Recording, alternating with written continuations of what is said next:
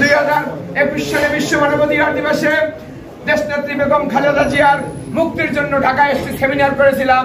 সেই সেমিনারে আমি বেগম খালেদা জিয়ার মুক্তি চেয়েছিলাম।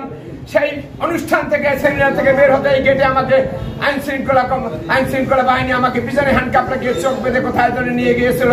আমার অত্যন্ত প্রিয় ভাজন আত্মীয় স্বজন অনেক বিচারপতি তাদের অনেক টেলিফোনের মাধ্যমে আমাকে আমার হাঁটুতে এখনো ব্যথা আমাকে টর্চার নিয়ে আইনগরে টর্চার করেছিল। আমি আজকেও সেই ব্যথা নিয়ে আমি ঘুরে ঘুরে বেড়াচ্ছি। আমি আপনাদেরকে বলতে চাই আমি একজন শ্রেষ্ঠ জিয়ার সৈনিক। আমার প্রতি যে মিথ্যা প্রপাগান্ডা এবং আন্দাজটিট করা হয়েছে কল্যাণ সমিতির সম্পাদনা অনুষ্ঠানে স্নেহাশিস ছাত্রনেতা সভাপতি বাংলাদেশ জাতীয়তাবাদী দল মঠবাড়ি উপজেলা শাখার সম্মানিত সদস্য সচিব আজকের সভার সম্মানিত প্রধান অতিথি মঠবাড়ি উপজেলা বিএনপির সম্মানিত ভারপ্রাপ্ত আহ্বায়ক বড় ভাই জনাব শামীম মিয়া মৃধা উপস্থিত আছেন এবং ছিলেন কেন্দ্রীয় ছাত্রদলের যুগ্ম সাধারণ সম্পাদক মোহাম্মদ শাকির, উপস্থিত আছেন পুলিশাখালী ইউনিয়ন বিএনপির সম্মানিত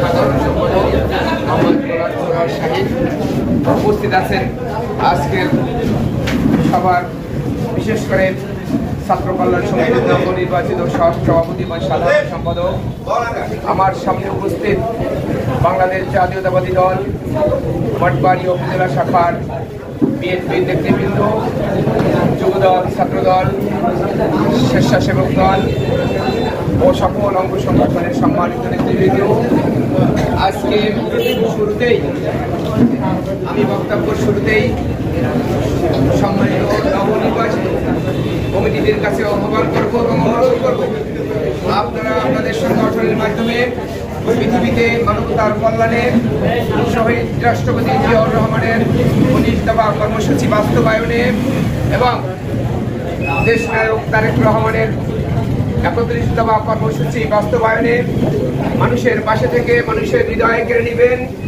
দেশ জনগণ যেন শান্তিতে থাকতে পারে, দেশ জনগণ এবং দেশের মানুষ যেন বিএনপিকে ভালোবেসে হৃদয়ে ধারণ বহন করেন। যখনই আমাদের যে কোনো নির্বাচন দেশে আসবে সেই সকল নির্বাচনে আমরা যখন ভোটাধিকার জন্য আহ্বান করব, মানুষ যেন নির্দ্বিধায় আমাদেরকে ভালোবেসে কোনো টাকা পয়সার লোভ লালসা ছেড়েই আমাদের ভালোবাসে আমাদেরকে ধানের শীষে ভোট দেয়, সেই ধরনের কর্মসূচি আপনারা বাস্তবায়ন করবেন। যদি উপস্থিতি আজকের এই দিনে আমাদের স্নেহাশিস বাংলাদেশ জাতীয়তাবাদী ছাত্র দলের দারাপুর সৈনিক, রাজপথের দারাপুর সৈনিক, ঢাকা বিশ্ববিদ্যালয়ের মেধাবী মুখ, রাজপথ থেকে উঠে আসা আমাদের কেন্দ্রীয় ছাত্র দলের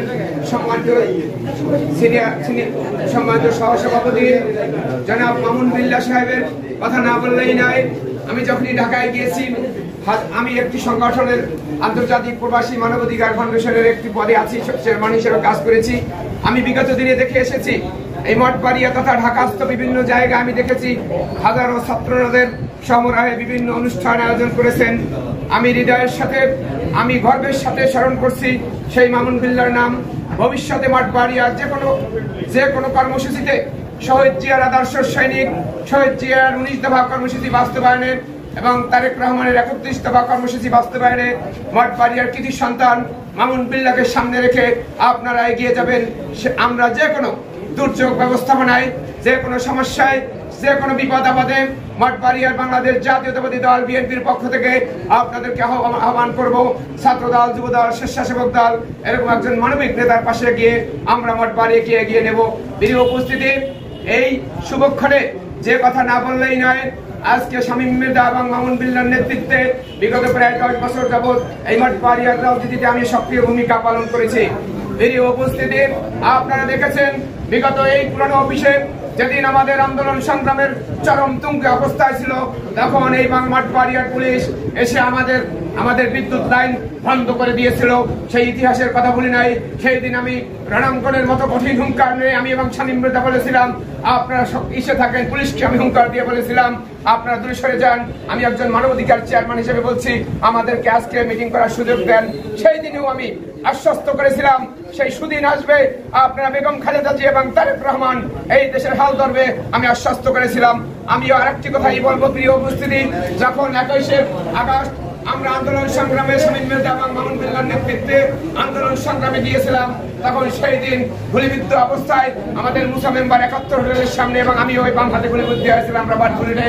আমি আন্দোলন সংগ্রামে সক্রিয় এবং সামনের সারির যুদ্ধতে সামনের সারির যোদ্ধা হিসেবে মামুন বিল্লাহর এবং শামীম মৃধার ডানে বামে ছিলাম।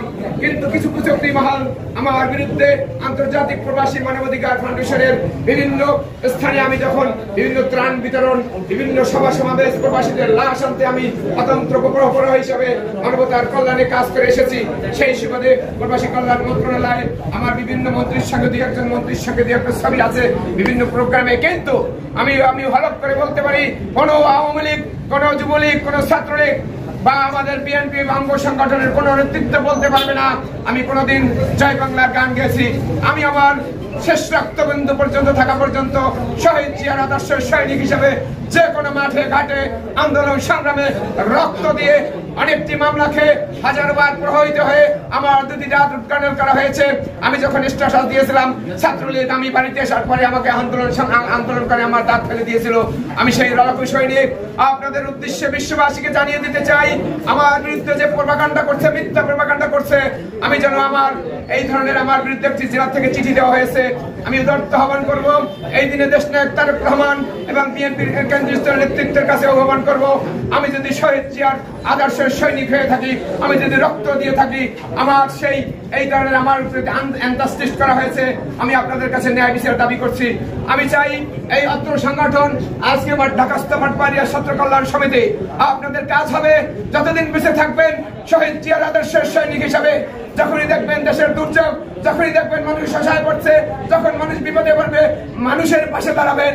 যদি এই পৃথিবীতে আপনাকে কেউ মূল্যায়ন নাও করে, আপনি মনে রাখবেন মৃত্যুর পরে আপনাকে একদিন আল্লাহ এর বিনিময়ে আপনাকে একদিন পুরস্কৃত করবেন।